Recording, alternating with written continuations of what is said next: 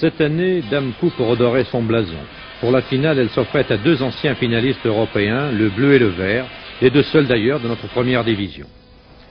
À la 24e minute de jeu, Rep, qui transita naguère par Bastia, lance Rousset. Platini hérite et inquiète les corps des tribunes, même si ceux-ci ont une confiance absolue en Thierry Quillard, le breton de Bastia. Une demi-heure vient de sonner au carillon de l'événement. Orlanducci, la Cuesta, Caz, fidèle à sa légende, file et tire droit au but.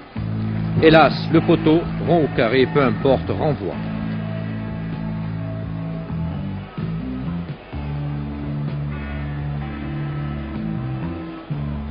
Est-ce le signe d'une malchance prochaine? Les superstitieux croisent les doigts et 3 minutes plus tard, l'arrêt de Castaneda sur une tête de Mila n'est pas fait pour les rassurer.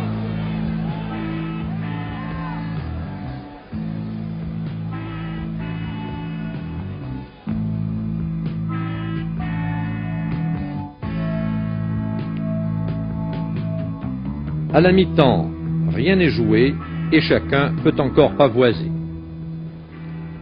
5 minutes à peine se sont écoulées après la reprise des hostilités quand Louis Martialis s'en va, crochette, efface et ose. Personne n'y croyait, pas même Castaneda.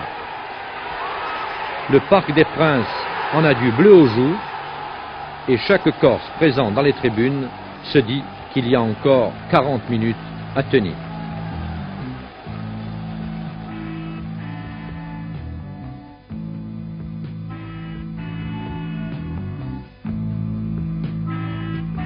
Huit minutes plus tard, lancé par Orlanducci, Mila jaillit, passe, se ravise et du pied gauche dans le but pratiquement vide.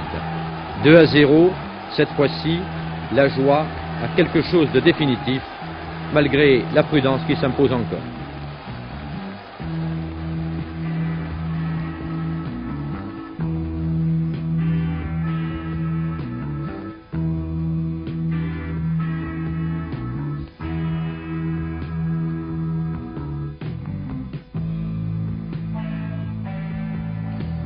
« 27 minutes de jeu en deuxième mi-temps, Zimaco, le frère égaré, s'aventure en position trop avancée.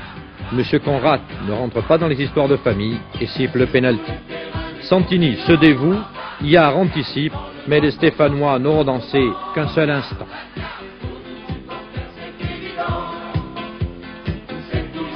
Marchionni, capitaine comblé, reçoit le trophée.